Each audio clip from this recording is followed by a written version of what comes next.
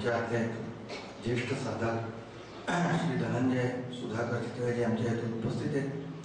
मी किशोर माधव घोटणकर यांना विनंती करतो त्यांनी माल्यार्पणद्वारे त्यांचं स्वागत करावं।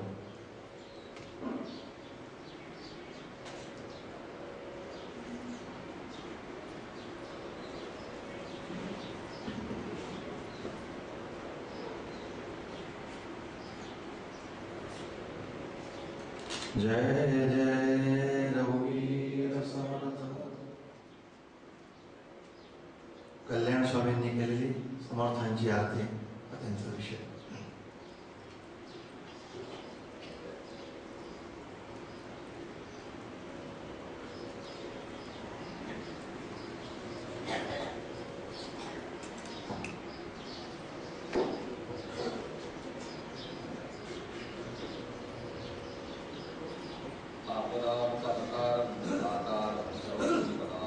लोकाविरामं श्रीरामं यो यो नमः मनोजवं मारुततुल्यवेगं जितेन्द्रियं बुद्धिमतां वरिष्ठं वातात्मजं वानरयूथमुख्यं श्रीरामदूतं शरणं प्रपद्ये।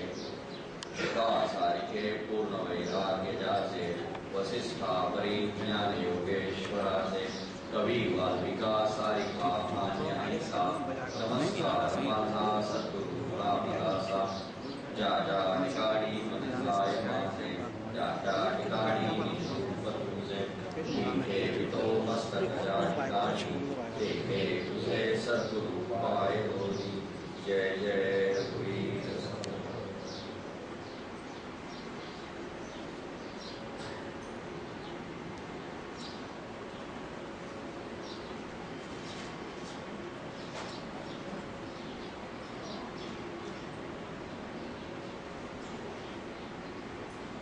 आरती रामदासा भक्त विरक्त ईशा उगवला ज्ञानसूर्य उजळोनी प्रकाशा। प्रत्यक्ष शंकराचा अवतार मारुती कली माझी त्याची झाली रामदासाची बोली। 20 दशकांचा दासबोधक ग्रंथ केला जड जीवा उद्धरिले नृप शिवासी तारिले। ब्रह्मचर्य व्रत ज्याचे रामरूप सृष्टी पाहे कल्याण तिन्ही लोकी समर्थ सद्गुरु पाहे। काल आपण आरती वाङ्मय किती मोठं आहे किती अद्वितीय आहे हे पाहत होतो। यामध्ये समर्थांच्या अनेक आरत्यांचा उल्लेख हा मी केला होता। याच पद्धतीने अनेक संतांच्या आरत्या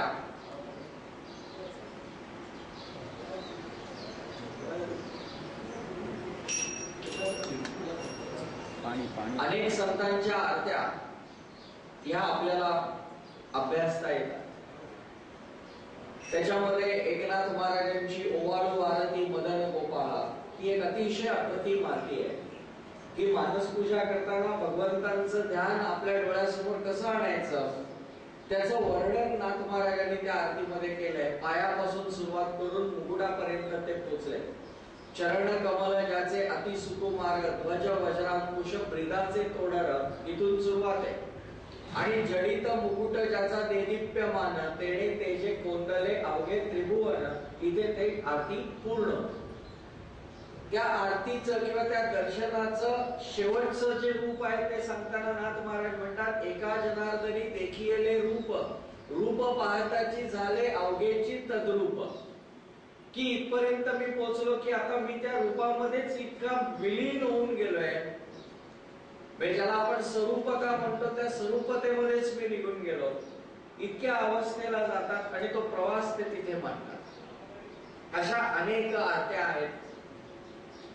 आरती ज्याने लिहिली त्या कल्याण स्वामींचा थोडस आपण एक चरित्राचं दर्शन आता घेणार आहोत आणि मग आपण समर्थांच्या त्या प्रत्यक्ष आरतीकडे वळणार। आज ज्या वेळेला गुरु शिष्यांच्या जोड्या असा विषय येतो त्यावेळेला जसं रामकृष्ण परमहंस आणि विवेकानंद ही जोडी सांगितली जाते किंवा जसं जुन्या काळामधलं बघायचं तर द्रोणाचार्य आणि अर्जुन हे सांगितलं जातं तसं मधल्या काळाचा विचार केला तर एक जोडी पटकन सांगितली जाते। विशेष करून जी मराठी जाणणारी किंवा मराठी इतिहास वगैरे माहीत असलेली माणसं आहेत ती तर पहिलं पटकन सांगून टाकतात की गुरु आणि शिष्य कसे असावेत तर समर्थ आणि कल्याण आहेत तसे असावेत. इतकं मोठं काम करून ठेवणारे ते कल्याण स्वामी आहेत. मूळचे कोल्हापूर भागामधले किंवा त्या भागामध्ये समर्थ आणि त्यांची भेट झाली. समर्थांचं अख्खं आयुष्य हे वेगवेगळ्या प्रकारे किंवा वेगवेगळ्या टप्प्यामध्ये व्यतीत झालेलं आपल्याला दिसतं. पहिली 12 वर्ष ही त्यांनी साधारणपणे बालपणाची ती आपल्या घरी घालवली. पुढची 12 वर्ष हे त्यांनी पुरस्चरण केलं टाकळीला, नाशिकच्या जवळ. त्याच्यानंतरची 12 वर्ष त्यांनी भारत भ्रमण केलं. भारत भ्रमण करता करता समर्थांनी जवळपास 1029 गावांना भेट दिल्याची नोंद आहे. समर्थ वाग्देवता मंदिर धुळे यांच्याकडे ज्या नोंदी आहेत ज्या अधिकृत मानल्या जातात संप्रदायामध्ये, त्याच्यामध्ये 1029 गावी समर्थ गेलेत याची नोंद आहे. समर्थांचे मान्यताप्राप्त शिष्य संख्या अशी जर आपण पाहिली ती सुद्धा 1000-1200च्या पुढे आहे. आणि त्याच्यापेक्षा वेगळं म्हणजे त्याच्यामध्ये 137 स्त्रिया आहेत. ज्या काळामध्ये स्त्रियांना काही फार मोठा दर्जा नव्हता, फार मोठा सन्मान नव्हता असं म्हटलं जात होतं, त्यावेळेला समर्थांनी 137 स्त्रियांना अनुग्रह दिले होते. इतकंच नाही तर त्या स्त्रियांकडे त्यांनी काही मठांच्या जबाबदाऱ्याही सोपवल्या होत्या. म्हणजे नुसते अनुग्रह दिले आणि ठीक आहे. म्हणजे आताच्या काळामध्ये आपण पाहतो की ते आरक्षण आल्यामुळे काय तर महिला उभी करायची. म्हणजे काय की ज्या भागामधला पुरुष एखादा जो कोणी असेल की बाबा नाही याचा प्रभाव आहे त्याच्या बायकोला उभं करायचं म्हणजे महिला आणि पुन्हा रिमोट यांच्याच हातात. तर असा प्रकार नव्हता की त्या महिलेकडे ती पूर्ण जबाबदारी. वेणा स्वामींकडे समर्थांनी मिरजेच्या मठाची जबाबदारी सोपवली. आणि आजही तुम्ही जर मिरजेला गेलात आणि ब्राह्मणपुऱ्यातला तो मठ पाहिलात तर त्याच्या आजूबाजूला मुस्लिम वस्ती आहे. अशा वेळेला त्या मठाची जबाबदारी एक स्त्री ती सांभाळते. एवढं वेगळेपण आहे. समर्थांनी चांगली माणसं टिपली. दासबोधामध्ये भिक्षा निरूपण नावाचा एक समास आहे. भीक वेगळी, भिक्षा वेगळी, जोगवा वेगळा, प्रत्येक शब्दाचे अर्थ वेगळे आहेत. पोटा करता कितीही गरीब फिरून जी मागितली जाते त्याला भीक म्हणतात. देवीच्या नावाने अष्टमीला किंवा मंगळवारी किंवा शुक्रवारी 5 घरं जी भिक्षा मागितली जाते आणि ती भिक्षा मागताना बांबूची विशिष्ट असणारी अशी एक ज्याला तुम्ही टोकरी म्हणता तशी घेतली जाते की ज्याला परडी आणि दुरडी असे 2 शब्द आहेत, आकारावरून येते. तर हे घेऊन जे मागितले जाते त्याला म्हणतात जोगवा. हा कुलाचार असतो काही जणांकडे. पण ज्या वेळेला एखादा माणूस काही अध्ययन करत असतो, तो काही अभ्यास करत असतो, त्यावेळेला समाजाने त्या माणसाला त्या व्यक्तीला पोसायचं असतं. पोसायचं असतं अशासाठी की त्याचा वेळ हा पोटासाठी जाता कामा नये. त्याने अभ्यास म्हणजे अभ्यासच करायचा. आता पुन्हा सहज विषय निघाला म्हणून सांगतो की भारतीय संस्कृती आणि पाश्चात्य संस्कृतीत फरक कसा दिसतो पहा. शब्दांवरनं फरक दिसतो. असा माणूस ज्या वेळेला अभ्यास करत असतो त्यावेळेला सरकार त्याला काही पैसे देतं. इंग्रजीमध्ये त्या पैशाला स्कॉलरशिप म्हणतात. स्कॉलर म्हणजे विद्वान. विद्वान झाल्यानंतर मिळते ती स्कॉलरशिप. आणि संस्कृत मध्ये, मराठीमध्ये किंवा भारतातल्या बहुतांश भाषांमध्ये त्याला मात्र स्कॉलरशिप म्हणत नाही, त्याला शिष्यवृत्ती म्हणतात. का त्या व्यक्तीने शिष्यभाव कायम जागृत ठेवण्यासाठी तो मिंधा होऊ नये म्हणून जे दिलं जातं ती शिष्यवृत्ती. खूप काही वाचलेलं असेल तर त्याला इंग्रजी भाषेमध्ये वेल रेड म्हणतात. खूप वाचलेला, कारण त्यांच्याकडे ते सगळं पुस्तकी लेखी टाकी सगळं आहे, प्रिंटेड आहे सगळं. आणि आपल्याकडे मात्र वेल रेडला मराठी किंवा हिंदीमध्ये समानार्थी शब्द नाही. त्याला आपण शब्द वापरतो बहुश्रुत. बहुश्रुत म्हणजे खूप ऐकलेला, वाचलेला नव्हे. संस्कृतीतला फरक आहे हा. आपण ऐकून ते सगळं ग्रहण करून पुढच्या पिढीकडे देणारे आहोत. त्यामुळे आपल्याकडचं जे ज्ञान आहे ना ते संवादात्मक ज्ञान आहे. संवादात्मक. आपल्या सगळ्या संतांनी संवादावरती भर दिलाय. समर्थ सुद्धा भिक्षा मागायला जायचे, ते केवळ भिक्षा मागून परत येत नव्हते. भिक्षा मागत असताना चांगली चांगली माणसं ते टिपत होते आणि आपल्याला जोडून घेत होते. मग असं ज्या वेळेला ते करवीर प्रांतामध्ये गेले त्यावेळेला तिथे पाराशी पंत बर्वे कुलकर्णी नावाचे एक गृहस्थ होते. त्यांनी सांगितलं तुम्ही आमच्याकडे भिक्षेला या. भिक्षेला या म्हणजे जेवायला या. संन्याशांना जेवायला बोलावलं तर त्यांना पुडीला या म्हणतात. तसं हे जे असतात त्यांना भिक्षेला या म्हणतात, म्हणजे जेवायला. ते जेवायला ज्या वेळेला आले त्यावेळेला त्यांची पाठपाण्याची तयारी सगळी जी चालू होती ती एक अत्यंत चटपटीत मुलगा नीटनेटकेपणाने करत होता. आणि ते पाहिल्याबरोबर समर्थ इतके प्रसन्न झाले आणि म्हणाले हा कोण आहे. त्यावेळेला त्या पाराशी पंत बर्वे कुलकर्ण्यांनी सांगितलं की हा माझ्या बहिणीचा मुलगा. माझी बहीण, तिचं नाव रखमाबाई, ती कृष्णाजी पंतांना दिलेली आणि त्यांना जी अपत्य झाली त्याच्यातला हा ज्येष्ठ, याचं नाव अंबाजी. यांचे बंधू, त्यांचं नाव दत्तात्रय. आणखीन एक मुलगी पण होती पण त्याचं नाव इतिहासात मिळत नाही. पण या दोघांचं मिळण्याकडे पुढे संप्रदायामध्ये जोडले गेले व त्यांचं नाव ते अजरामरच झालं. समर्थांनी एक मागणं मागितलं पाराशी पंतांकडे की म्हणाले मला बाकी भिक्षा वगैरे तुम्ही द्या, या मुलाला द्या. हा मुलगा मला हवा. त्याच्यावरती अंबाजीच्या आईने विचारलं की मुलगाच कशाला, त्यांचा बंधू पण येईल आणि मी सुद्धा येते.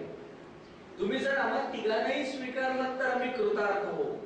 कारण अंबाजीच्या वडिलांनी सगळा प्रपंच पूर्ण झाल्यानंतर ते प्रपंचात अडकलेले ते तिथून बाहेर पडले कृष्णाजी पंत.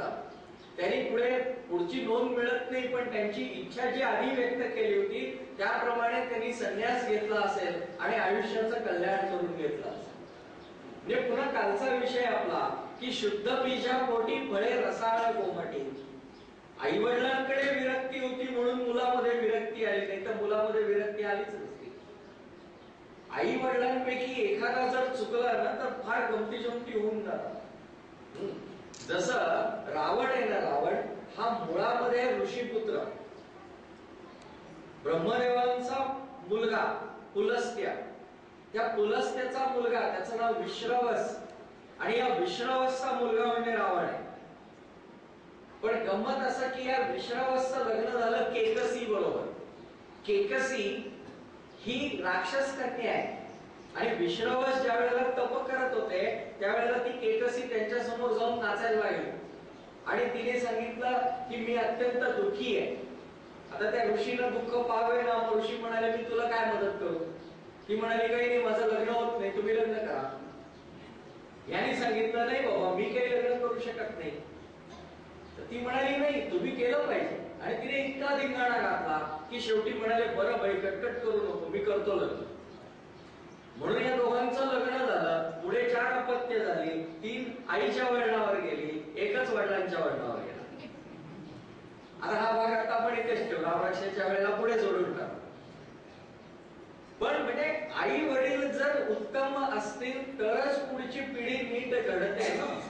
कृष्णाजी पंतांकडे विरक्ती होती आणि आईकडे भक्ती होती म्हणून तर कल्याणांसारखं किंवा दत्तात्रय स्वामींसारखं रत्न त्या कुळामध्ये जन्माला आला. आणि तुकाराम महाराज म्हणतात तसं त्यांनी स्वर्गात गेल्यानंतर काही अभंग पाठवले. त्या अभंगांमध्ये असा एक उल्लेख आहे, आपण तरेल नव्हे ते नवल. तो स्वतः तरेल याच्यात नवल काही नाही. आपण तरेल नव्हे ते नवल, कुळे उद्धरील सकळांची. तो सगळ्या कुळाचाच उद्धार करून टाकेल, स्वतःच्याच नाही तर इतरांच्या सुद्धा. कल्याण स्वामी आणि त्यांचे बंधू त्यांची आई समर्थांबरोबर बाहेर पडले. पुढे असं झालं की हे सगळे जण येत असताना वाटेमध्ये मसूर नावाचं गाव आहे. त्या मसूरला समर्थांचा रामनवमीचा उत्सव होत असे. आता रामनवमीचा जो उत्सव आहे तो नंतर चाफळला मुख्य उत्सव व्हायला लागला. ज्या वेळेला ते राम मंदिर उभं राहिलं तेव्हा. तत्पूर्वी तो उत्सव मुख्य उत्सव मसूरला होत असे. तो उत्सव चालू असताना असा एक प्रसंग घडला की रामरायांची मिरवणूक रथातनं निघाली आणि तो रथ आंब्याच्या झाडाला अडला. तो पुढे जाईना, ती फांदी आडवी आली आणि रथाचं टोक वरती आडलं. आता काहीतरी करून ती फांदी तोडायला पाहिजे, तरच रथ पुढे जाईल. मग काय करायचं? समर्थांनी अंबाजीला आज्ञा दिली की अंबाजी वरती चढ आणि फांदी तोड. तो म्हणाला जशी आज्ञा. त्यांनी कुऱ्हाड घेतली, वरती गेला. आता फांदी तोडायला सुरुवात करणार, तर समर्थांनी सांगितलं अंबाजी फांदी अशी नाही तोडायची. म्हणजे हे झाड, या झाडाला ही फांदी, हे मूळ झाड, याला ही फांदी. आता ही फांदी आपल्याला तोडायची, तर आपण काय करू? आपण इकडे बसू आणि फांदी तोडू, कारण ती खाली पडणार.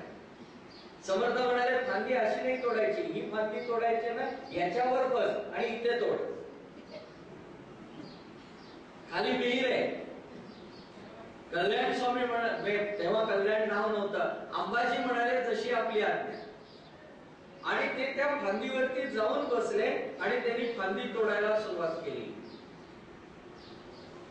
एखादा आपल्यासारखा असता तर आपण सांगितलं असतं अशी फांदी तोडायची का, ही कुऱ्हाड, आपण जा आणि तोडायची तशी तोडा.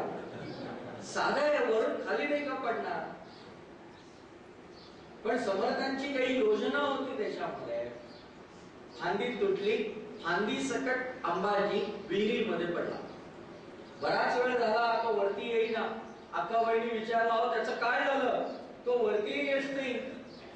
समर्थांनी वर्ण ओरडून विचारला, अरे अंबाजी कल्याण आहे ना? त्याने झटकन पाण्याच्या वरती आले म्हणाले तुमच्या कृपेने कल्याण आहे. आणि तेव्हापासून त्यांचं नाव कल्याण पडलं. मूळ नाव अंबाजी. कल्याण स्वामींचा आदर्श असा की त्यांनी समर्थांच्या म्हणजे मनातल्या गोष्टी सुद्धा कधी अवेरल्या नाही. व्यक्त केलेल्या तर सोडा, पण मनात असलेली इच्छा सुद्धा त्यांनी कधी अवेरली नाही. त्याप्रमाणे काटेकोर आचरण त्यांनी ठेवलं. किती परीक्षा समर्थांनी सुद्धा घेतल्या आहेत, वेगवेगळ्या प्रकारच्या परीक्षा आहेत. ओघामध्ये तो भाग पुढे येणार. खरं तर कल्याण स्वामींकडे काम वेगळंच होतं. त्यांच्याकडून संप्रदायाचं एक मोठं काम होणार होतं आणि ते काम म्हणजे समर्थांच्या वेगवेगळ्या ग्रंथांचं लेखन. आणि ते लेखन होण्यासाठी त्यांचं अक्षर नीट असणं हे अत्यावश्यक होतं. समर्थांनी एकदा सांगितलं की कल्याण जरा लिही रे, मी काय सांगतो ते. कल्याणाने लिहिलं, समर्थांनी पाहिलं, हे म्हणाले काय रे अक्षर तुझे? असं नाही, अक्षर छान पाहिजे. आपण जर दासबोध काढला तर दासबोधामध्ये लेखन क्रिया निरूपण नावाचा समास आहे. आणि त्या समासामध्ये समर्थांनी इतक्या सुंदर सूचना दिल्या आहेत. ब्राह्मणे बाळबोध अक्षर गडसून करावे सुंदर, जे लेखताची चतुर समाधान पावती. वाटोळे सरळ मोकळे, वोतले मसीचे काळे, कुळकुळीत मोळी चालिल्या ढाळे मुक्ता माळा. की ते वाटोळं पाहिजे, ते मोकळं पाहिजे. आणि ते कसं पाहिजे तर म्हणाले मोत्याची माळ दिसावी तसं दिसलं पाहिजे. वोतले मसीचे काळे, कुळकुळीत ओळी चालिल्या ढाळे मुक्ता माळा. ग्रंथाच्या सुरुवातीचं पहिलं अक्षर आणि ग्रंथाच्या शेवटचं अक्षर हे किती सारखं पाहिजे. ते असं म्हणाले, पहिले अक्षर जे काढिले, ग्रंथ संपे तो पहात केले, एक टाकेची लिहिले ऐसे वाटे. स्वतः समर्थांचं अक्षर फार सुंदर होतं. आपण गडावरती गेलात तर गडावरती शेजगराच्या इथे समर्थांचं अक्षर लावलेलं आहे. आणि जर आपण डोंगरावला मठामध्ये गेलात तर समर्थांनी जो कल्याण स्वामींना कित्ता दिला गिरवण्यासाठी, तो कित्ताही आज आपल्याला पाहायला मिळतो.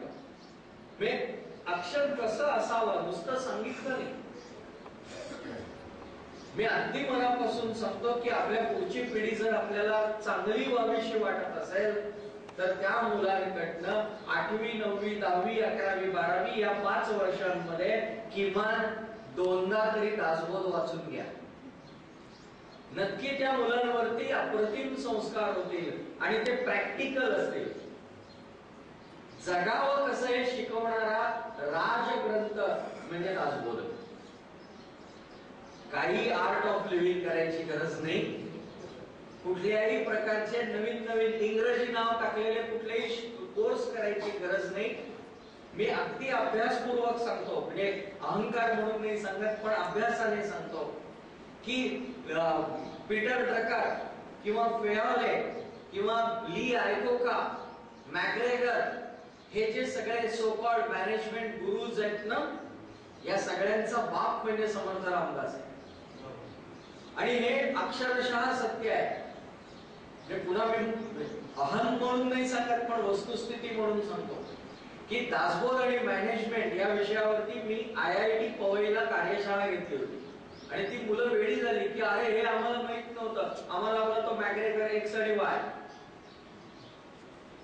म्हटलं हे एक्स आणि वाय आमच्या दासबोधात कधीच येऊन गेले. मग कुठे येऊन गेलं? मग ते दाखवलं.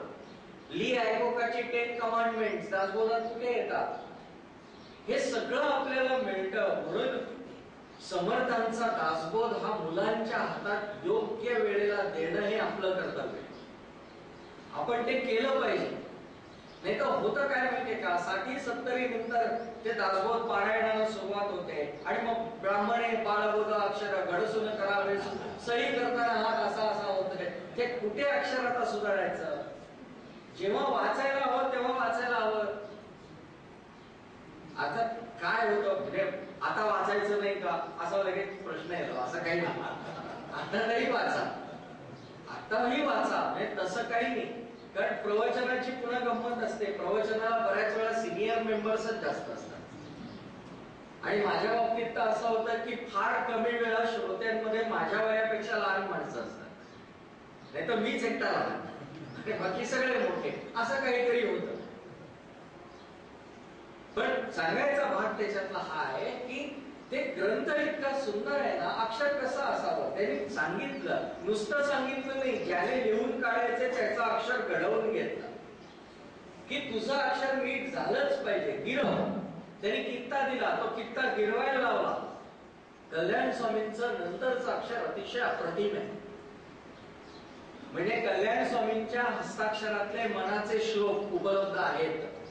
आणि त्याचं पुस्तक सुद्धा एका यांनी, मला वाटतं औरंगाबादचं एकनाथ संशोधन मंदिर नावाची संस्था आहे, त्यांनी कल्याण स्वामींच्या हस्ताक्षरातील मनाचे श्लोक नावाची पुस्तिका प्रसिद्ध केली आहे. ते अक्षर आपण पहा म्हणजे आपल्या लक्षात येईल स्वामींचं अक्षर किती सुधारलं.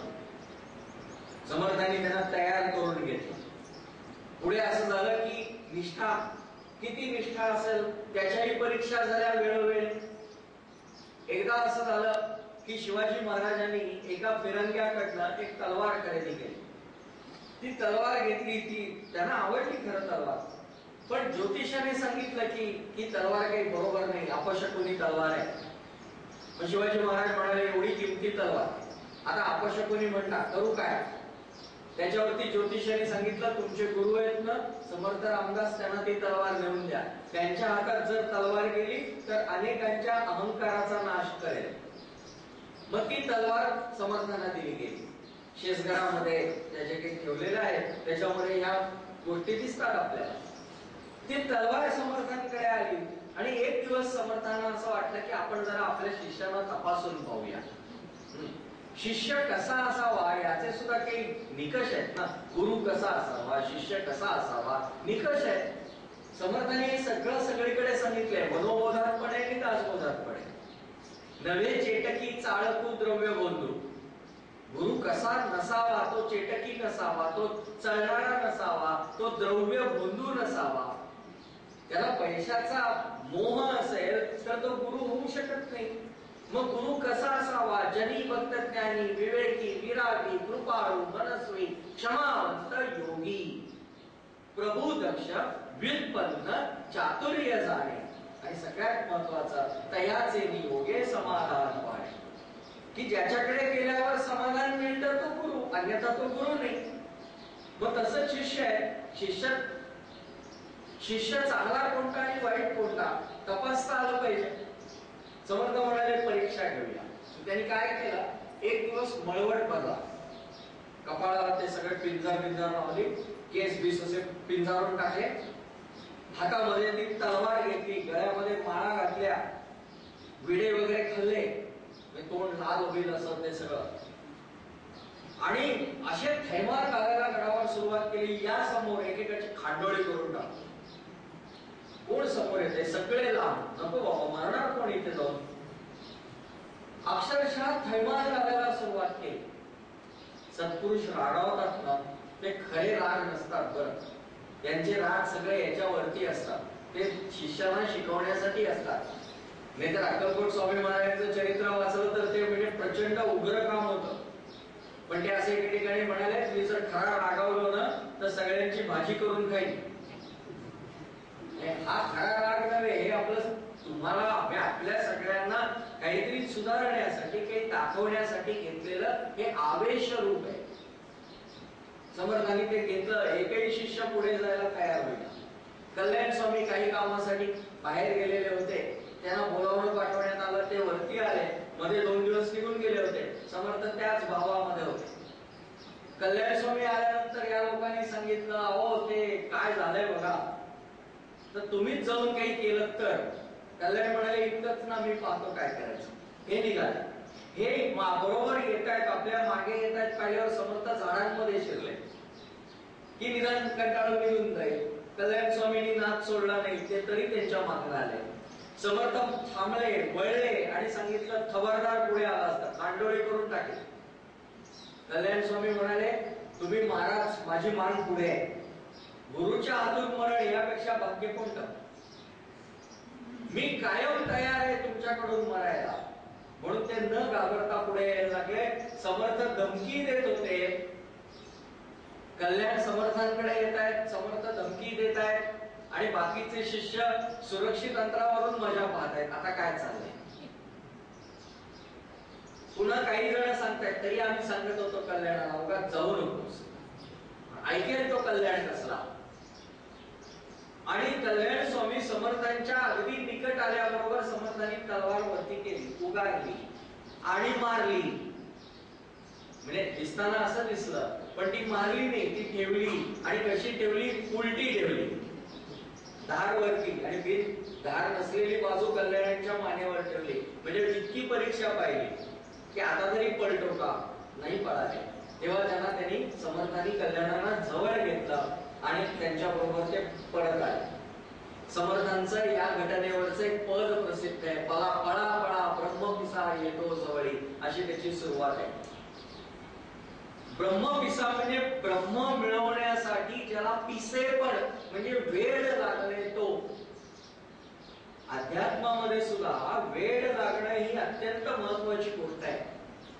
पहिली असते आवड, दुसरं असतं व्यसन आणि तिसरं असतं पिसेपण. माऊलींनी सांगितलंय, आवडी आणि मुलवी, पिसेपण आणि शिणवी.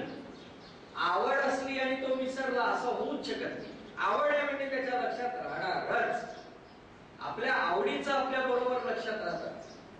व्यसन आहे म्हटल्यानंतर त्याला दम कधी लागत नाही, तो कधी कंटाळत नाही, तो वाटेल ते करेल व्यसन पुरवण्यासाठी. आणि तसं म्हणाले पिसेपण लागलं तर तो म्हणाले त्याला जगाची फिकीरच राहत नाही, तो आपलं ते करून घेणारच. मग संत म्हणतात असंच वेळ लागायचं, आता मग कुठलं तरी लावण्यापेक्षा ब्रह्माचं लावा. म्हणून हा ब्रह्मपिसा अवतार तो समर्थांनी घेऊन जातो. पुढे समर्थांनी एकदा अशी गंमत केली, इथे हेळवाकच्या इथे रामगड नावाची एक फळ आहे. समर्थांना डोंगरामध्ये राहायला खूप आवडायचं, डोंगरातल्या गुहेतनं ते खूप राहत असत.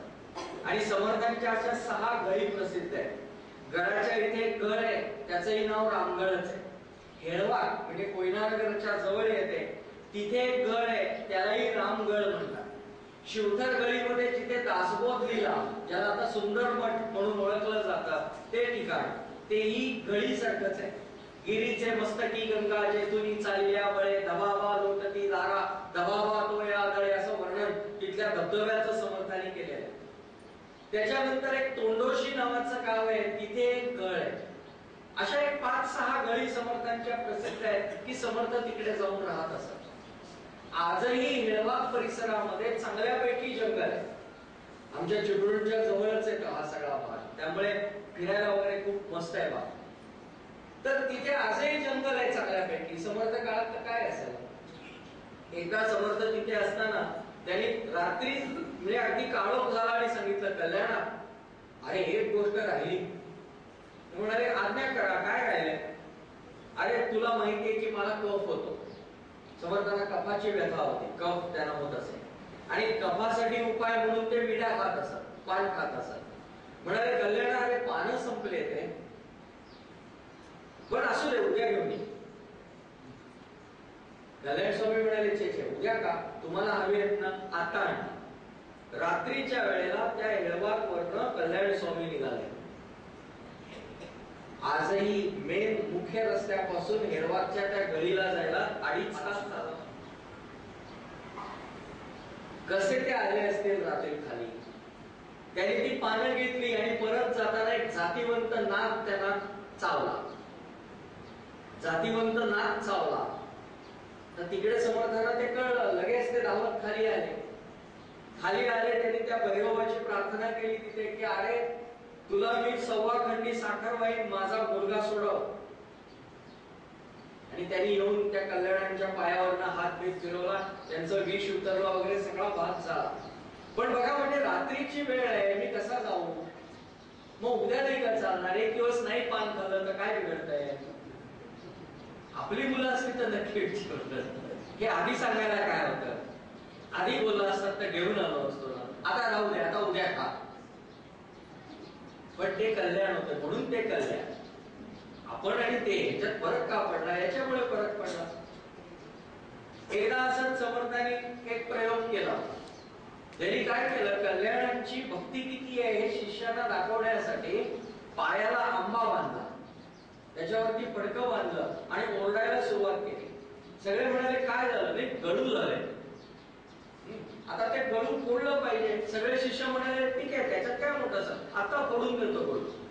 म्हणाले नाही ते तसं नाही फोडायचं, हे वेगळं गळू आहे. मग काय करायला लागेल. काही नाही म्हणाले हे गळू आहे ना, हे गळू कोणीतरी चोखायला लागेल. कल्पना तरी करा तुम्ही, गळू चोखायचंय. कल्पना नुसतं कल्पना करायचं म्हटलं तरी असं वाटतं. पण हे शिष्य फार अलौकिक असतात. विषयानंतर थोडस करतो पण त्याच पद्धतीची एक आठवण आहे. रामकृष्ण परमहंसांना घशाचा कर्करोग झाला. त्यावेळेला लोकांमध्ये अशी समजूत पसरली शिष्यांमध्ये की कर्करोग हा संसर्गजन्य रोग आहे.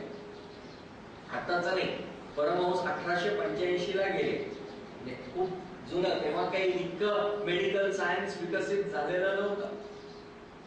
सगळे सांभाळून सांभाळून सेवा करायला लागले. न जाणो आपल्याला झाला तर गुरु असले म्हणून काय झालं, शेवटी आपण आपले असलं पाहिजे म्हणून ते असे सांभाळून सांभाळून सेवा करायला लागले. नरेंद्र म्हणजे विवेकानंदांच्या हे लक्षात आलं आणि त्यांनी काय केलं, परमहंस सारखं कुठे जाऊन थुंकणार ना, म्हणून एका भांड्यामध्ये पाणी ठेवलं होतं आणि त्याच्यात ते थुंकत असत. आणि मग थोड्या काळ ते भांड भरलं की ते भांड फेकून दिलं जात असे, परत ते तयार करून ठेवायचं. विवेकानंदांनी ते भांड उचललं, सगळे शिष्य बसले होते तिथे आले आणि म्हणाले जर का आपल्या गुरुदेवांना झालेला कर्करोग हा संसर्गजन्य असेल तर तो पहिल्यांदा मला व्हावा, म्हणून ते सगळं पिऊन टाकलं. काय तयारी असेल, काय सद्गुरूंवरती निष्ठा असेल, आपण विचार करा. आम्ही फक्त म्हणतो देवाच्या सख्यत्वासाठी पडाव्या जीवलगांची सर्व अर्पावे शेवटी प्राण तोही वेचावा. म्हणायला काय जाते, वेळ आली की कंठ. खरंच सांगतो आम्ही पूजा करताना सुद्धा सर्व अर्पावे इथे गेलेले नसतो. पूजा करताना सुद्धा घरामधला फोन किंवा मोबाईल वाजला तर आम्ही पूजा थांबवून विचारतो कुणाचा फोन आहे, कशासाठी. जो या सगळ्या त्रैलोक्याचा स्वामी आहे त्याला बोलावून घेतलंयस पूजा करायला, तर त्याला वेळ दे ना. तो असेल तो थांबेल. याच्यापेक्षा मोठ्या जगात कोणी नाही. पण तसं होत नाही, थांबतात. बरं त्याच्यात गंमत असते, म्हणजे जप चालू असताना सुद्धा फार गमती जमती येतात. मग काय होतं, घरी जप चाललेला, जप करता करता बेल वाजते. मग बेल वाजल्यानंतर घरातला कोणीतरी जाऊन दार उघडतो. आता हा काय उठणार नाहीये, तो बाहेरचा विचारतो ते आहेच का अमके अमके, की ज्यांनी दार उघडलेलं असतं ते सांगतात नाही ते जरा जपाला बसले. मग ते कधी उठतील की याचा जप चालू असता असता इकडे चालू होतं, कोण आलं असेल. आणि मग जर वाटलं की अरे नाही मला काहीतरी सांगायला हवं, की मग ते बोलायचं तर नाही, मग ते माळ असे कशासाठी. त्याची जर महत्वाची अगदी निकडीची काही गोष्ट असेल तो थांबेल. त्याची तेवढी निकट नसेल तो म्हणेल ठीक आहे झाल्यानंतर फोन करायला सांगा, एवढी काही गरज नाही गडबड करायची. पण आम्ही देवाला वेळ सुद्धा द्यायला तयार नाही. तर एवढे नरेंद्र आणि कल्याण स्वामी या पातळीला पोहोचणार कधी आम्ही? लक्षात घ्या, प्रवचनाचा उद्देश जो माझ्या सद्गुरूंनी मला सांगितला, प्रवचनानंतर वेळ कसा गेला कळलंच नाही. ही म्हणाले प्रवचनाची कॉम्प्लिमेंट नव्हे, ही प्रवचनाची प्रसिद्धी नव्हे. प्रवचन झाल्यानंतर माणसं अस्वस्थ झाली तर समजायचं प्रवचन छान झालं. आणि अस्वस्थ म्हणजे नाही बाबा हे आपल्याला काहीतरी केलं पाहिजे, मी काहीतरी करीन तर झालं प्रवचन झालं छान. छान म्हणजे काय, ते बऱ्याच वेळा प्रवचन झालं की लोक नमस्कार करतात ना, ते नमस्कार म्हणजे तो एक संकेत असतो, छान बोलला पण आपण बोललात ते सगळं आम्ही इथे ठेवले. मग आता आम्ही सुद्धा तयार असतो, हे काय पानागावचं पाणी प्यायलेले वेगवेगळ्या ठिकाणी केलेले आम्हालाही माहित असतं. मग आमच्या समोर सुद्धा ग्रंथ असतो, मग त्याला आता हा ग्रंथ नाहीये, नाही तर ग्रंथ असला की त्याला कापड वगैरे असतात. मग ते असं करतात, मग आम्ही काय करतो, आम्ही त्याला कापड गुंडाळतो आणि त्याच्यावर असं असं करतो. म्हणजे काय ते सांगतात आम्ही इथे ठेवलंय, मग प्रवचनकार माझ्यासारखे आम्ही त्यांना सांगतो तुम्ही काही काळजी करू नका, तुम्ही इथे ठेवलेत आम्ही याच्यात ठेवले, दोघेही कोरडे झोपत. काय याचा उपयोग मग? म्हणून याच्यातनं ना आपण थोडं काहीतरी संकल्पात्मक शिकूया. नाही मला हे करायचं, काहीतरी मला कल्याणाकडून घ्यायचंय, नाही तर कल्याण ग्रेट होते, तुझं कल्याण कधी होणार? त्याच्यातला काही अंश माझ्याकडे येण्याचा अभ्यास मी करीन. मग ते गळून चोखायचंय, कुठलाही शिष्य तयार नाही. कल्याण म्हणाले काही हरकत नाही, मी चोखेन.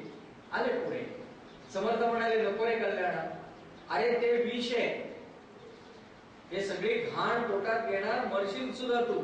तुमच्यासाठी म्हणाले 10 वेळा मरायला मी तयार. समर्थाने अगदी 4 वेळा नको रे केलं.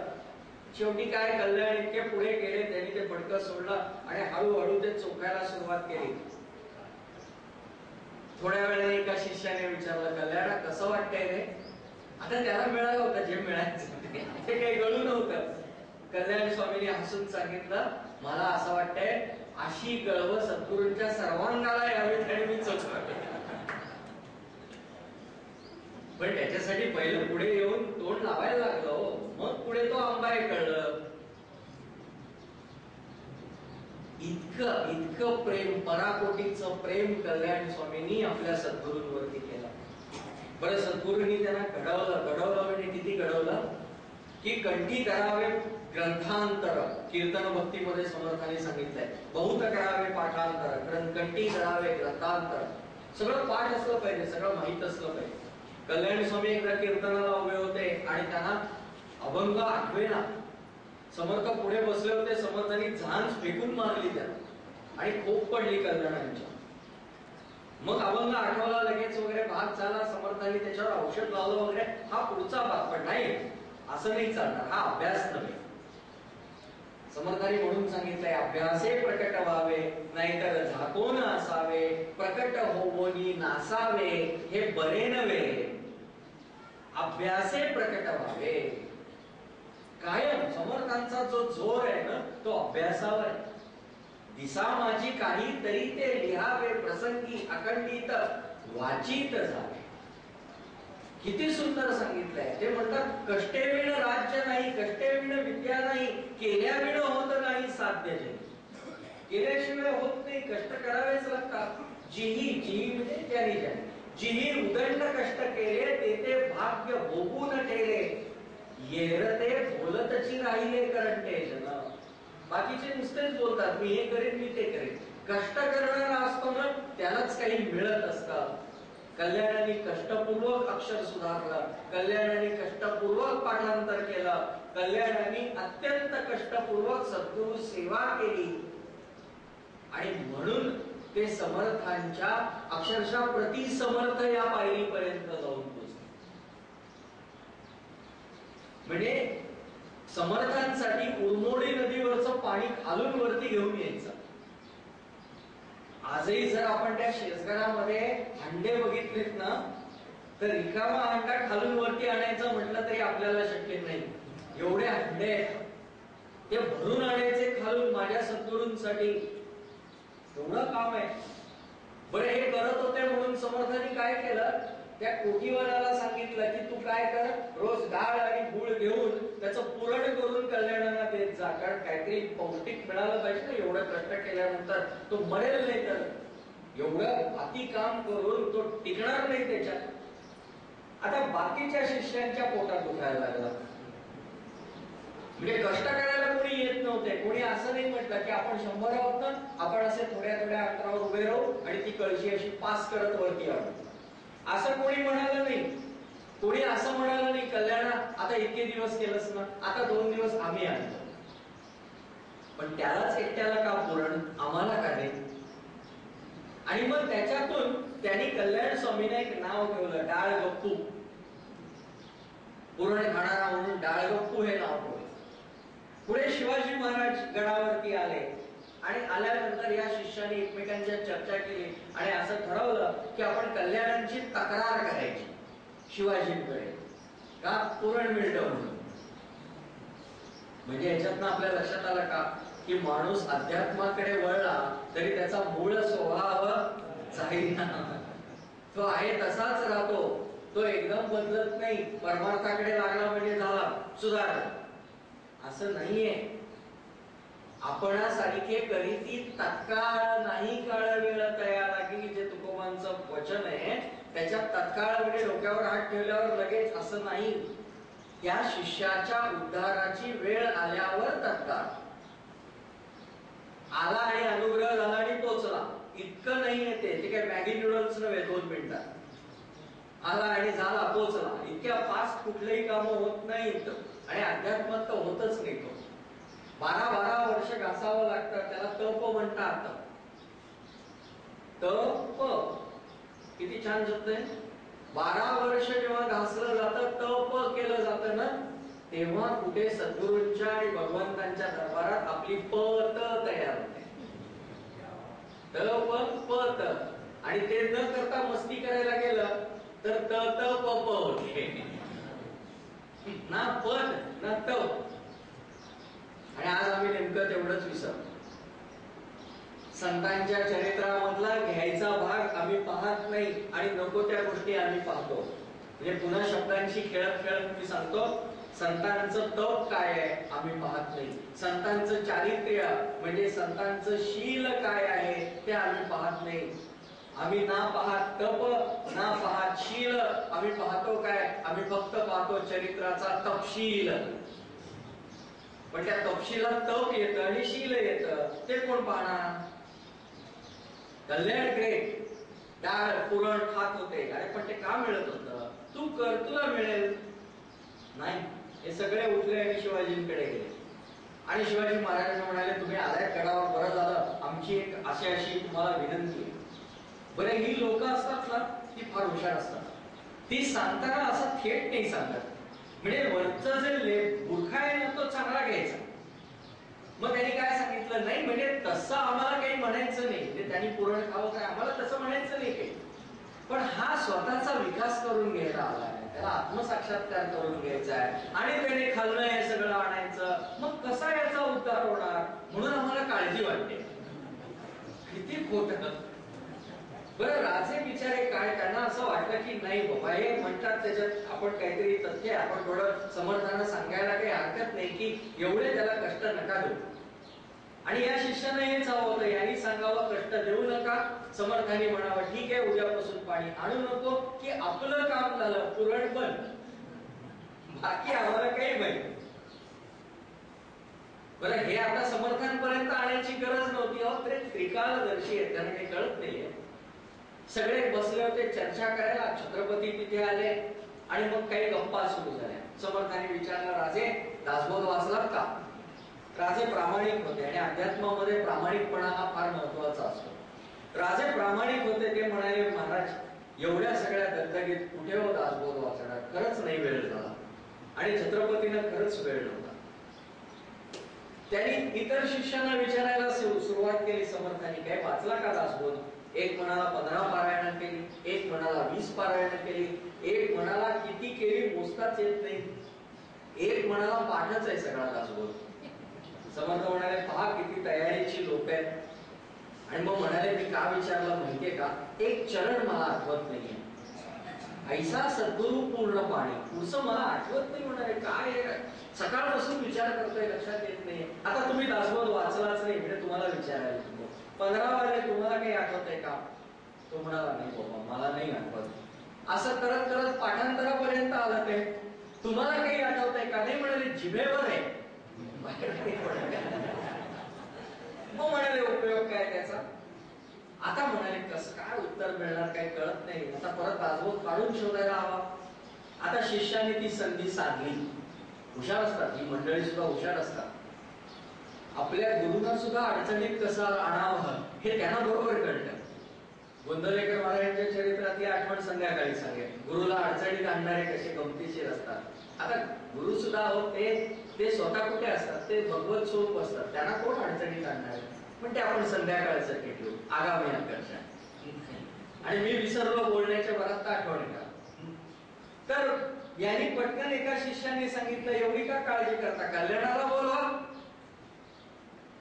म्हणजे आता काय होईल, याला येणार नाही आणि याला आलं नाही की आपल्याला सांगता येईल. पाहिलं कसा वेळ फुकट घालवतोय. एक पण पारायण नाही केलं, काही केलं नाही, आपोआपच त्याची आबरू गेली. झालं, समर्थांनी निरोप पाठवला, जा कल्याणाला सांग असशील तसा येईल. हे सगळे बसले होते आणि कल्याण स्वामी तिकडे ओवऱ्या सारवत बसले होते. असशील तसा आहे म्हटल्यानंतर ते शेणाचे हात घेऊन हजर. समर्थ म्हणाले अरे हे काय, असशील तसा ये आज्ञा आली असा चालू. म्हणाले राजांसकट सगळे बसले, हात धुवून घे. मग गेले, हात धुतला, आले. हे समर्थाने विचारलं दासबोध किती वेळा वाचला? नाही म्हणाले एकदा लिहिला तेवढाच, परत काही वाचन झालं नाही. म्हणजे पुन्हा प्रामाणिकपणा किती आहे पहा. अध्यात्मामध्ये कोण पुढे जातात, जो प्रामाणिकपणाने कबूल करतो ना आणि जो प्रामाणिकपणाने प्रयत्न करतो ना तो पुढे जातो. त्याच्यात ढोंग आला की संपला. याने प्रामाणिक सांगितलं की नाही बाबा एकदा लिहिला तेवढाच, परत नाही वाचन. मग म्हणाले काही उपयोग नाही, मला एक ओवी आली आहे पण तुला विचारून काय उपयोग. पण तरी विचारतो नाही तर परत म्हणशील मला विचारलेली. ऐसा सद्गुरु पूर्ण पाणी, पुढे नाही आठवत काही. कल्याणाने झटकन सांगितलं ऐसा सद्गुरु पूर्ण पाणी, तुटे बेजाची कडचणी, देहे विण लोटांगणी तया प्रभूस. समर्थ म्हणाले खरं का थापा. कल्याणाने पुढचं सांगून टाकलं. दशक 7वा समास पहिला, ओवी क्रमांक 18. आणि सगळे नुसते असे आ करून बसले. समर्थाने सांगितलं त्याच्यावर विश्वास ठेवू नका, पोथी काढून बघा. पाहिलं बरोबर होतं. आता पुढे काही डाळगप्पू म्हणायची गरजच पडली नाही. त्यांनी दाखवून दिलं खरे डाळगप्पू कोण आहे. कल्याण असे आहे ज्यांनी आरती लिहिली ना त्यांचा अधिकार आहे लक्षात घ्या. ज्या वेळेला समर्थाने देह ठेवला तेव्हा कल्याण स्वामी गडावरती नव्हते आणि नंतर ते गडावरती आले आणि त्यांनी टाहो फोडला आल्यानंतर की तुम्ही मला न भेटता कसे गेलात, आता बाकी काही नाही, मला दर्शन द्याच. आणि त्यांच्यासाठी समर्थांना समाधीतनं प्रकट होऊन त्यांचं सांत्वन करायला एवढा अधिकार आहे, एवढा अधिकार. बरं किती प्रेम असेल सद्गुरूंवरती. समर्थांचे अंत्यसंस्कार झाले आणि त्याच्यानंतर त्यांच्या ज्या अस्थी होत्या ना त्या अस्थी चाफळला वृंदावनामध्ये ठेवल्या गेल्या. अशी इच्छा होती शिष्यांची की अस्थीचं विसर्जन प्रयागला व्हावं. म्हणून मग कधीतरी जायचं. आता काही ते आजच्यासारखं पटकन जाण्यासारखं नव्हतं. मग कधी वेळ होईल तेव्हा जाऊ म्हणून त्या अस्थी ठेवून दिल्या होत्या तिथे एकत्र. पुढे काही वर्ष निघून गेली. मधला काळ खूप धामधुमीचा होता कारण औरंगजेब इकडे उतरला होता महाराष्ट्रामध्ये. आपल्याला इतिहास थोडासा कसं आहे, नुसतं अध्यात्म नाही पुढे नेता येत, त्याला इतिहास आजूबाजूचा पाहावा लागतो. तर औरंगजेब महाराष्ट्रात होता. गडावरती सुद्धा औरंगजेबाचं शासन होतं आणि सज्जनगडावरचे जे समाधीचं स्थान आहे ना तिथला दरवाजा सुद्धा दगडाने चिडून बंद केला होता. आणि गडावरती असणाऱ्या राममूर्ती वगैरे या वासोटा किल्ल्यावरती हलवल्या गेल्या होत्या. म्हणजे पुन्हा आमच्या चिपळूण तालुक्याचा टोकाचा भाग येतो, व्याघ्रेश्वर असं पण त्याचं नाव आहे. त्या वासोट्यावरती त्या मूर्ती होत्या. अक्काबाई त्यावेळेला हा सगळा कारभार सांभाळत होत्या. समर्थ संप्रदायाचा सगळा कारभार अक्काबाई सांभाळत होत्या. मगाशी मी जसं वेणाबाईंचं सांगितलं एका याच्या अधिपती मठाच्या, तसं संपूर्ण कामाची सूत्र अक्काबाईंकडे होते. थोडेसे मतभेद शिष्यांमध्ये त्यावेळेला चालू होते आणि ते सगळे मतभेद मिटवण्याचं काम कल्याण स्वामींनी केलं. कारण कल्याण स्वामींचा अधिकार संप्रदायामध्ये सगळ्यांना मान्य होता. आणि आजही सज्जनगड, चाफळ ही जी मोठी स्थान आहेत, त्याच्यानंतर डोंगाव हे 3 नंबरला स्थान मानलं जातं. इतका अधिकार संप्रदायाने त्यांना दिले. मग कल्याण स्वामींना विचारल्याशिवाय न्यायचं तरी कशाला असतील, उचलल्याने नेले असं तर होऊ शकत नाही. केशव स्वामी नावाचे उमरटच्या मठाचे अधिपती होते, हे कल्याण स्वामींचे शिष्य.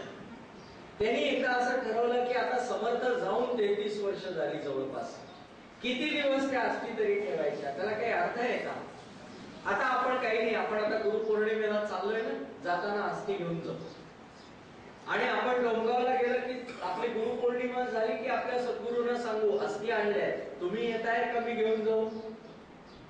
मी जाऊन प्रयागला विसर्जन करून येतो, पण ते आता ठेवायचं नाही. कोणीतरी निर्णय घेतला पाहिजे. अशा याने त्यांनी ते केलं. चाफळला आले आणि त्यांनी अस्थी काढल्या. आपल्याला आश्चर्य वाटेल, इतिहासामध्ये नोंद अशी आहे, ज्या क्षणी वृंदावनातनं समर्थांच्या अस्थींचा कलश बाहेर निघाला त्या क्षणी कल्याण स्वामींनी डोंगावला आपला देह ठेवला. आषाढ शुद्ध त्रयोदशी हा तो दिवस. आणि समर्थ आणि कल्याण दोघांच्या अस्थी एका वेळेला एकमेकांच्या साथीने प्रयागला गेल्या. म्हणून गुरुभक्तीचा आदर्श जर कुठला असेल ना, तर कल्याण स्वामी हा गुरुभक्तीचा आदर्श आहे. यांच्या इतका मोठा सत्पुरुष नाही झाला दुसरा, खरंच नाही झाला. मग एखाद्याला गुरुसेवा करायची असेल ना, गुरुसेवा कशी करावी जर आपल्याला म्हणजे उत्सुकता असेल की कसं असावं, तर ज्ञानेश्वरीतला 13वा अध्याय काढा. त्याच्यामध्ये आचार्योपाद सेवनम याच्यावरती माऊलींनी जवळपास 160 ओव्या लिहिल्या आहेत. त्या ओव्या वाचा म्हणजे आपल्या लक्षात येईल कशी गुरुभक्ती करताय.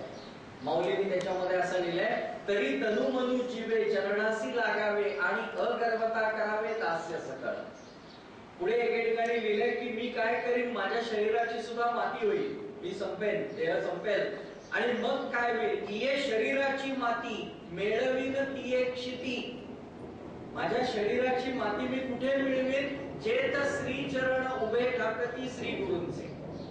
माझ्या सद्गुरूंचे चरण जिथे असतील ना, त्या चरणाखालची माती म्हणजे माझा देह होईल. इतकी परिसीमा भक्तीची. आणि म्हणजे काय, तर म्हणजे कल्याण. तर अशा कल्याण स्वामींनी आरती केली आहे आपल्या सद्गुरूंची. आरती रामदासा भक्त विरक्त ईशा. कसे आहेत समर्थ, ते भक्त आहेत, ते विरक्त आहेत आणि ते ईश्वर स्वरूप आहेत. उगवला ज्ञान सूर्य उजळोनी प्रकाश. समर्थांसारखा भक्त झाला नाही. कालच आपण पाहिलं, आरत्या वेगवेगळ्या आहेत पण शेवट जातात रामाकडे. ते कुठे रामाला विसरत नाही. पहा, आणि रामावरती पराकोटीचं प्रेम, मारुतीरायांवरती पराकोटीचं प्रेम म्हणजे समर्थ. म्हणून ते खरे भक्त आहेत. मला तर असं वाटतं ना की सख्य भक्तीचा समास मी ज्या वेळेला वाचतो त्यावेळेला मला असं वाटतं की समर्थांनी आपलं आत्मचरित्रच लिहिलं. सख्य भक्ती म्हणजे दुसरं काही नाही, देवा वेगळे कोणी नाही. समर्थांनी लिहिलं ना त्याच्यात, देवा वेगळे कोणी नाही, ऐसे बोलती सर्वई परंतु त्यांची निष्ठा काही तैसीच नसे. मग देवा वेगळे कोणी नाही असं कोणी जगलंय का? जगलंय. कोण? समर्थ. म्हणून ते भक्त आहेत. त्यांनी भक्ताची व्याख्या केली आहे दासबोधामध्ये, भक्त म्हणीचे विभक्त नव्हे, विभक्त म्हणीचे भक्त नव्हे. जो स्वतःला भगवंतांपासून वेगळा समजतो तो भक्तच होऊ शकत नाही. आणि समर्थ तसे होते. त्यांनी कृष्णा काठच्या लोकांना पत्र लिहिलं. त्या पत्रामध्ये त्यांनी असं लिहिलंय, तुम्हा दासांमध्ये मी हीन. तुम्ही खूप मोठे मोठे ज्येष्ठ श्रेष्ठ आहात, मी फार हीन आहे. तुम्हा दासांमध्ये मी हीन, माझे कोट्यावधी अवगुण. परंतु आहे मी अनन्य सेवक रघुनाथाचा. माझे कोट्यावधी अवगुण आहेत, पण लक्षात ठेवा मी रामाचा अनन्य आहे. आणि अनन्य अनन्य म्हणजे किती अनन्य आहे? दासबोध वाचताना सुरुवातीला जे श्लोक म्हटले जातात त्याच्यात हा श्लोक आहे, म्हणून आम्ही रामदास श्रीरामचरणी आमचा विश्वास. म्हणून आम्ही रामदास आहोत, रामचरणावर आमचा विश्वास आहे. किती विश्वास आहे? कोसळवणी पडो हे आकाश परी अनेकांची वास न पाव. डोक्यावर आकाश पडलं तरी चालेल, पण कुणाचे पाय धरायला जाणार नाही. राम म्हणजे रामच. इतकं पाहिजे. दासबोधात त्यांनी ठिकाणी लिहिलंय, आमची प्रतिज्ञा आहे काही न मागावे शिष्यांचे, हात नाही पसरणार, त्याला द्यायचं तर तो देऊ. त्यामुळे ते बघा, ते पद आहे ना, शिवाजी महाराजांना झाला गर्व की पोशिंदा मी आहे, हे सगळं चाललंय हे माझ्यामुळे चाललंय, मी करता कविता मी आहे. समर्थांच्या लक्षात आलं की शिष्याचा वाढतोय, आणि गुरु हेच करत असतो, शिष्याला सांभाळणं म्हणजे काय, त्याचा फुगा फोडावा लागतो कधी कधी, आणि ते बरोबर काम करतात. आता याची पण एक गोष्ट संध्याकाळी 4 ते 5 मध्ये सांगेन. मला आठवण करा फक्त, मी विसरलो तर, म्हणजे तुमच्या पण डोक्यात तो विषय राहील की अरे हे तुम्ही 2 सांगणार होता, आणि माझ्या लक्षात राहील, पण समजा मी विसरलो बोलण्याच्या ओघात, आठवण करा. शिवाजी महाराजांचा अहंकार काढण्यासाठी समर्थांनी त्या पाथरवटाला सांगितलं की दगड फोडतोस ना, नारळा एवढा दगड ठेव, बाकी सगळा फोडून टाक, आम्ही येतो फिरून आल्यानंतर तो नारळासारखा दगड राहिला होता, आणि समर्थांनी सांगितलं की आता एका गावात 2 तुकडे कर. त्या पाथरवटाने खरोखर एका गावात 2 तुकडे केले, तर त्याच्या आतमध्ये खड्डा होता, त्या खड्ड्यात पाणी होतं, आणि त्या पाण्यात बेडकी होती. दगडात खड्डा, खड्ड्यात पाणी, आणि पाण्यात बेडकी. समर्थ शिवाजींकडे बघून म्हणाले, राजे या बेडकीला पाणी सुद्धा आपणच पुरवलं असेल. शिवाजींच्या लक्षात आले हे काय चाललंय ते. नाही म्हणाले माझं चुकलं. आणि तेव्हा समर्थांनी एक पद तयार केलंय, आम्ही काय कोणाचे खातो रे, तो राम आम्हाला दे. आणि ते पद आपण ऐकलं असेल किंवा वाचलं असेल तर आपल्या लक्षात येईल, असा जोश आहे त्याच्यामध्ये, त्या रामभक्तीचा अभिमान आहे त्याच्यामध्ये. आणि तो कशामुळे आलाय माहितीये का?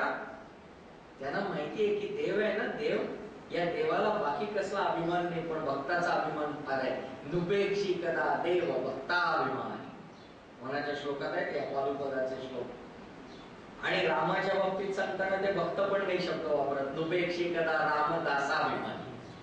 अरे माझा राम दासाचा अभिमानी आहे, माझ्यासाठी वाटेल ते करेल, पण त्याच्यासाठी आधी मी दास व्हायला हवं, त्याच्याशिवाय तो नाही वाटेल ते करणार. आधी आपली पायरी, मग त्याची पायरी. आधी आम्ही कमिटमेंट पूर्ण केली की मग तो सगळं करेल, पण आम्ही म्हणतो आमचं राहू द्या, आधी तुझं कर काय, असं नाही. समर्थांनी ते केलं म्हणून ते भक्त आहेत, ते विरक्त आहेत, कशात अडकलेले नाही तो समर्थ. नाहीतर राजा शिष्य आहे, काय मागाल ते मिळेल, नाही घेतलं, काही नाही घेतलं. पहा, जर समजा छत्रपतींच्या राज्याभिषेकाच्या वेळेला समर्थ स्वतः गडावर गेले असते, रायगडावर, तर काय VIP ट्रीटमेंट मिळाली असते? खरंच मिळाली असते की? गेले नाहीत ते, कारण ते नाहीच, त्याच्याशी मला काही देणं घेणं नाहीये. तुझं काम तू कर, माझं काम मी करतो, माझं हे कामच नाहीये. उत्सव नीट नेटका होणं हे ठीक आहे, पण मी त्या उत्सवात असलंच पाहिजे हा नियम नव्हे. म्हणून चाफळचा उत्सव समर्थांनी सगळा नीट करून दिला, त्याची नियमावली घालून दिली, पण अनुभव त्याचा सांगताना त्यांनी सांगितलं, दास डोंगरी राहतो, यात्रा देवाची पाहतो. म्हणजे डोंगरावरून पाहतो, समाजात नाही. तिकडे मी लांब राहील, तिथून मी सगळं पाहिल. याला विरक्तपणा यावा लागतो, आतून सुटावं लागतं. ते समर्थांकडे होतं. म्हणून कवीने वर्णन करताना किती सुंदर केलंय की वैराग्य म्हणून जर समर्थांची तुलना करायची झाली ना, तर म्हणाले एकच माणूस त्याच्यासाठी योग्य आहे, शुकासारिखे पूर्ण वैराग्य ज्याचे. इतकं वैराग्य. ज्ञान, ज्ञान तरी किती ज्ञान, वसिष्ठ महामुनींनी प्रभू रामचंद्रांना आलेलं वैराग्य काढून टाकून त्यांना जे कर्तव्याकडे वळवलं, योग वसिष्ठ नावाचा ग्रंथ लिहून, तितकं अगाध ज्ञान, म्हणून वसिष्ठापरी ज्ञान योगेश्वराच. आणि काव्य प्रतिभा तर काय आहे, जशी वाल्मिकींची तशी समर्थांची. आणि खरंच ते समर्थांचं जे काही वाङ्मय आहे ना, अफाट आहे, हो अफाट आहे. या जगातली कुठली गोष्ट अशी नसेल की जी गोष्ट दासबोधात आली नाही. आणि इतकं तेव्हा नाही, आता सुद्धा पट्ट, आता सुद्धा त्यांनी लिहिले, आपण यथेष्ट जेवणे उरले अन्न ते वाटणे, परंतु वायात वरणे हा धर्म नव्हे. किती सुंदर आहे. आणि यथेष्ट म्हटलंय, यथेच्छ नाही म्हटलेलं. यथेष्ट म्हणजे यथा इच्छ, इष्ट. यथा इष्ट म्हणजे आवश्यक असेल तेवढंच. आपण म्हणतो ना सावकाश जेवा. सावकाश म्हणजे खूप वेळ जेवा, अवकाश म्हणजे इथे पोकळी ठेवून जेवा. पोटाचे 4 कप्पे आहेत अशी कल्पना केली तर 2 कप्पे अन्नाने, 1 कप्पा पाण्याने भरा, 1 कप्पा रिकामा ठेवा. खरं आता नको होतं नाही सांगा. आता इतकं उठून तिथे जायचं आणि आधी हे सगळं ऐकायचं, सगळीच पंचायत. जाऊ दे, विसरून जा आता. आपण यथेष्ट जेवण, आपण काल सांगितलं तसं आमच्याकडे बाकी साधन नाही होते प्रवचनकारांकडे. जरा जागा करायला विनोद हे एकच साधन असतं. मग ते मध्येच थोडस वापरायचं, तोंडी लावण्यासारखं, आणि पुढे जायचं. पण ते तोंडी लावण्याचं ते मुख्य जेवण नव्हे. समर्थांनी किती बारीक सूचना केल्या. दासबोधात त्यांनी एके ठिकाणी लिहिल्या, 84 ओळखी पुसू नये. मला नेहमी प्रश्न पडायचा, 84 ओळखी पुसू नये, चोर काही लेबल लावून फिरतो का आपण चोर आहे म्हणून? मला खरंच कळत नव्हतं हे काय आहे, असं कसं लिहिलं समर्थांनी. आणि एक प्रसंग असा झाला आमच्या घराशी संबंधित की त्याच्यातनं मला कळलं समर्थच बरोबर आहे. काय झालं, आमच्याकडे एक लग्न होतं आणि त्याला मुंबईहून काही पाहुणे आले. त्याच्यामध्ये एक बाई आल्या होत्या आणि आल्यानंतर त्यांचा चेहरा पडलेला. मी म्हटलं कदाचित प्रवासाचा त्रास झाला असेल, ऊन वगैरे वगैरे, जरा विश्रांती झाली की फ्रेश होते. थोडा वेळ झाला, विश्रांती झाली, चेहरा तसाच. तर मी त्यांना विचारलं, का हो म्हटलं तुमचा चेहरा असा का? काय सांगायचं, दागिने चोरीला गेले माझं. म्हटलं दागिने चोरीला गेले? कसे गेले, कुठे गेले? एसटी मध्ये गेले. एसटीत दागिने चोरीला कसे गेले? त्या म्हणाला, अरे काय झालं, मी गाडीमध्ये बसले, माझ्याकडे एक बाई बसली होती. मग गप्पा सुरू झाल्या. मग गप्पा मारता मारता ही बाई म्हणाली, अहो काय परिस्थिती आली, एकटीने प्रवास करायची म्हणजे अगदी भीती भरते, कारण बाथरूमला सुद्धा जाता येत नाही. सगळं सामान गाडीत ठेवायचं, बाथरूमला कसं जायचं? कोकणात यायला बऱ्याच वेळा एसटीचाच प्रवास आहे, रेल्वे आता सुरू झाली. तर ह्या ज्या बाई आमच्याकडे आल्या होत्या त्या म्हणाल्या, हो खरंच आहे, पण मी त्यामुळे काय करते माहितीये का, आपलं जे मौल्यवान असेल ना ते बॅगेत ठेवायचंच नाही, पर्स मध्ये ठेवायचं, आणि पर्स आपल्या बरोबर. बरं, मग पुढे काय झालं, मग गाडी इंदापूरला आली, इंदापूरला गाडी थांबली, मग सगळे जेवायला उतरले. 20 मिनिटाचा हॉल्ट असतो. मग आम्ही दोघी जणी बाथरूमला गेलो. पहिल्यांदा त्या बाई गेल्या, जाताना त्यांनी त्यांची पर्स माझ्याकडे दिली, त्या गेल्या, त्या बाथरूमहून जाऊन आल्या, मग मी त्यांची पर्स आणि माझी पर्स त्यांच्या हातात दिली. पुढचा काही इकडे सांगायची आवश्यकता. त्या जाऊन आल्या, पर्सही नाही, बाई पण नाही.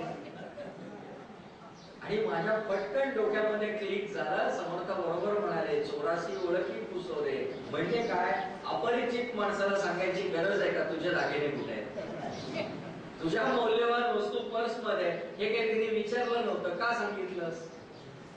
पण हे नकळत होतं. पहा, मी कल्याणला प्रवचनाला गेलो होतो मुंबईच्या इथे, आणि त्यांनी माझी उतरायची व्यवस्था जिथे केली होती त्या घरामध्ये आजी एकट्याच होत्या, 65 वगैरे वय असेल त्या आजींचं, आणि मुलगा सून दोघेही नोकरीला गेले. एक फोन आला. फोन आल्यानंतर आजीने फोन उचलला. त्याला समोरच्याला फारसं बोलायची संधीच दिली नाही. हॅलो, मी अमकी अमकी बोलते, तुमचं काही काम असेल तर संध्याकाळी 6 नंतर फोन करा, दिवसभर मी एकटीच असते, मुलगा सून नोकरी करणार. मी त्या आजीला सांगितलं, आजी असं सांगत जाऊ नका. त्याला कळलं ना तुम्ही एकटे असता. तो कोण आहे, कशासाठी फोन केला, तुमच्या ओळखीचा आहे का अनोळखी आहे, काही माहित नाही. उद्या जर तो आला, मी गॅस रिपेअर करायला आलोय, मी टेलिफोन रिपेअर करायला आलोय आणि घरात येऊन जर काही करून गेला तर जबाबदार कोण? म्हणजे पहा समर्थ किती बरोबर आहेत. त्यांनी एके ठिकाणी लिहिले, वाट पुसल्या विना जाऊ नये, फळ ओळखल्या विना खाऊ नये, पडली वस्तू घेऊ नये. काय की रस्ता माहित नसेल विचारल्याशिवाय जाऊ नका, फळ ओळखीचं नसेल खाऊ नका आणि रस्त्यात पडलेली वस्तू उचलू नका. मग आता रेल्वे स्टेशन आणि एसटी स्टँडवर काय सांगतात? बेवारस वस्तूला हात लावू नका, कदाचित बॉम्ब असू शकेल. 300 वर्षापूर्वी यांनी सांगितलेलं आजही उपयोगी पडत आहे. आज आम्ही ओरडतो family planning, family planning. Dasbodh काढा, आहे फॅमिली प्लॅनिंग. लेकुरे उदंड झाली, तोते लक्ष्मी निघून गेली, पापडी भिकेसी लागली, काळी काया मिळेना. मुलं जास्त झाली तर काय होतं? म्हणून मी आज सुरुवातीला सांगितलं 8वी ते 12वीच्या मुलांना 5 वर्षामध्ये किमान 2 पारायण करायला सांगा. आता कदाचित तुम्हाला असा प्रश्न पडेल, हे 2 आकडा कुठं काढला? आपण सगळे खरं सांगू का, हे भगवंतांचे अवतार संत वगैरे म्हणजे, आणि आपण सगळे कोण माहितीये का, शंकासुराचे अवतार. आमच्या शंका कधी संपत नाही. मग कसं की बाबा हे 2 पारायण, हा 2 आकडा मी कुठनं शोधला? सोपं आहे. 200 समास आहेत दासबोधामध्ये. 20 दशक 200 समास, साधके पहावे सावकाश, विवरिता विशेषा विशेष कळू लागेल. आता 200 समास आहेत म्हणजे 2 वेळा वाचायचं म्हणजे 400 समास झाले. 8वीतला मुलगा अगदी रोज एकदा वाचायचं म्हटलं एक समास, तरी तो एवढं वाचू शकेल असं नाही. मग तो 10 वेळा वाचला की म्हणाल आता बस. ओवी संख्या सांगायची झाली तर 7751 ओव्या आहेत दासबोधात. 7751. पण ठीक आहे, एवढं सगळं नाही, थोडं थोडं वाच, 10 ओव्या वाच, 5 ओव्या वाच. असं एक पारायण करेपर्यंत 9वी जाईल, 7वी 8वी 9वी 2 वर्ष जातील. मग आता 10वी आली, मग अभ्यास करायचा का दासबोध वाचायचा? मग ठीक आहे, 1 वर्ष वाचू नको. आता 11वीचं 1 वर्ष मिळालं ना, आता रोज एक समास वाच. मग 365 मध्ये 165 दिवस जाऊ दे इकडे तिकडे करण्यात, 200 दिवस तर नक्की होतील. आणि तरी सुद्धा जर कोणाच्या मनात शंका असेल किंवा त्या मुलाला वाटलं की हे होईल का, तर समर्थ असं म्हणतात, केल्याने होत आहे रे, आधी केले जी पाहिजे. ते विश्वास देतात केलं तर नक्की होतं, आणि आग्रह करतात आधी केलेची, म्हणजे केलंच पाहिजे.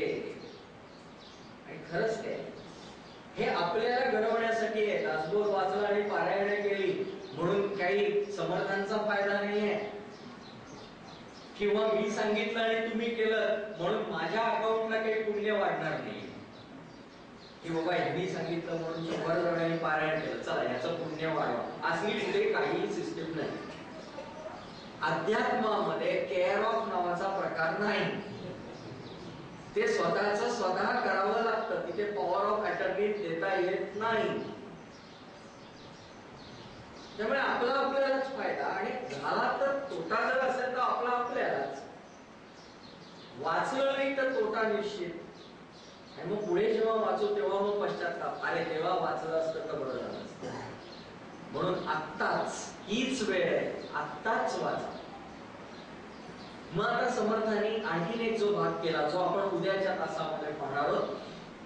20 दशकांचा दासबोध ग्रंथ केला, जड जीवा उद्धरिले. म्हणजे नक्की काय केलं? कारण पहिला चरण आहे, त्याच्यात फारसं सांगण्यासारखं नाही. शंकरांचा अवतार मारुती आणि मारुतींचा अवतार समर्थ. त्याच्यात आणखी फार मोठं सांगण्यासारखं काही नाही. पण दासबोधाबद्दल मात्र खूप काही सांगण्यासारखं आहे. ते उद्याच्या तासामध्ये आपण जास्तीत जास्त ते पाहणार आहोत. आणि मग शेवटचा जो चरण आहे, रामरूप सृष्टी पाहे, त्याचा थोडासा विचार करून कल्याण स्वामींचं वेगळेपण काय आहे हा भाग पाहिला की आपली ही आरती रामदासा ही आपल्या समोर थोड्या प्रमाणात का होईना मला ठेवल्याचं समाधान मिळेल. तेवढा भाग आपण उद्या सुद्धा 11 ते 12 या वेळामध्ये पाहू.